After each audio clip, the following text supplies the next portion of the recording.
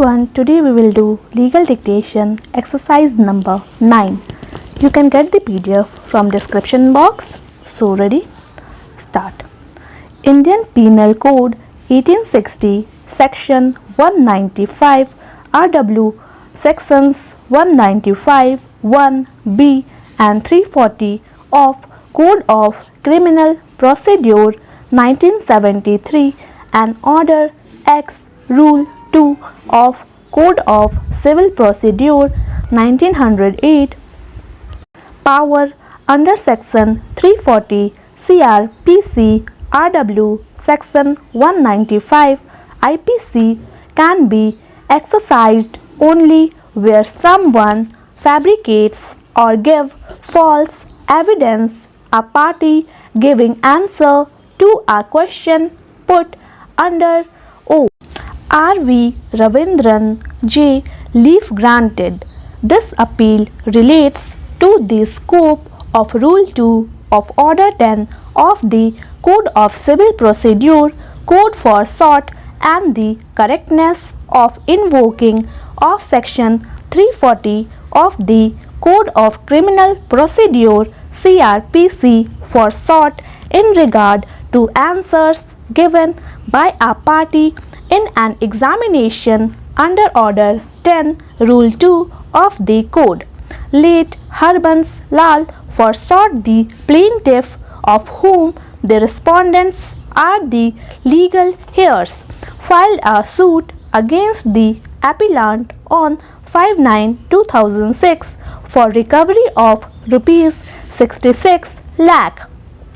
He alleged that the second appellant and his brother, late Sohan Lal Due, father of the third appellant, on behalf of the first appellant, had executed an agreement receipt dated 7/9/2003 agreeing to sell him and industrial property for a consideration of Rs 2,02,41,600 and had received a sum of Rs 33 lakh made up of Rs 9 lakh by a cheque and Rs 24 lakh in cash towards the said agreement.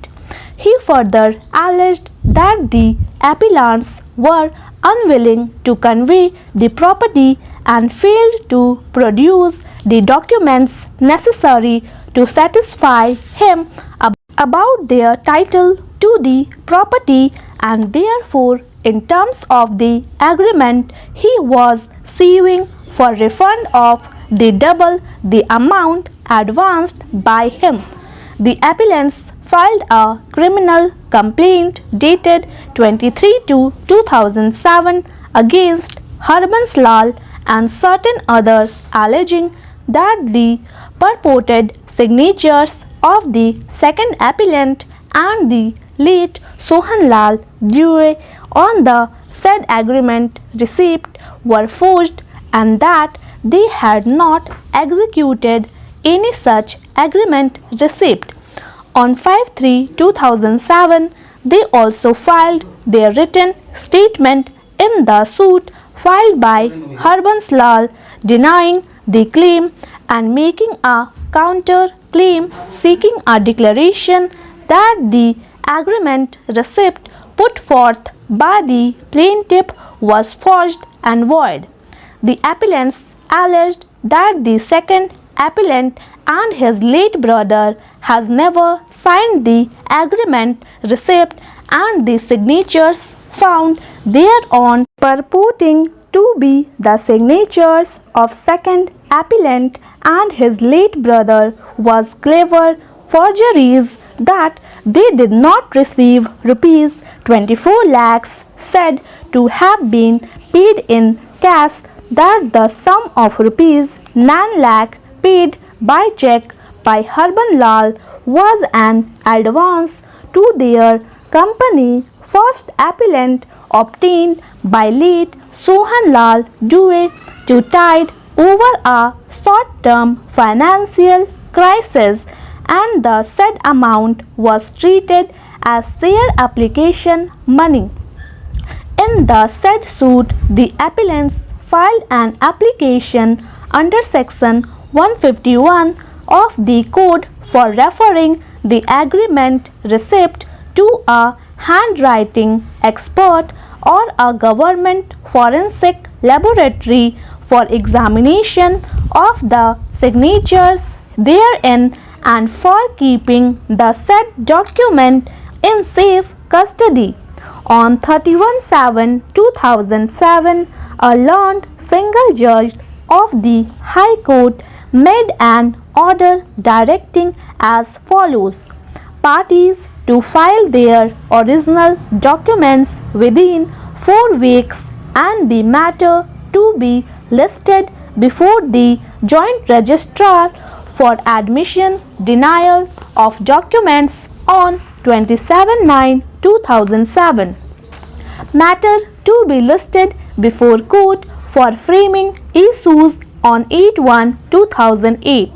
Parties to be personally present on the next date of hearing for recording their statement under Order 10 Rule 2 of the Code and the original receipt agreement of sale dated 7/9/2003 should be kept in safe custody in a sealed cover.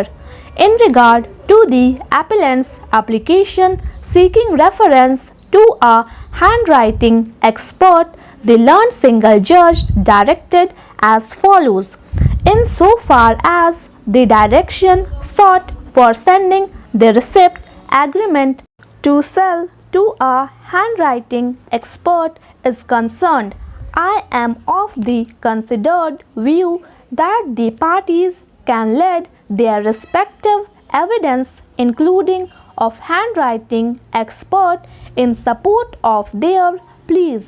Application stand disposed of. Thank you. Please subscribe my channel Steno Star.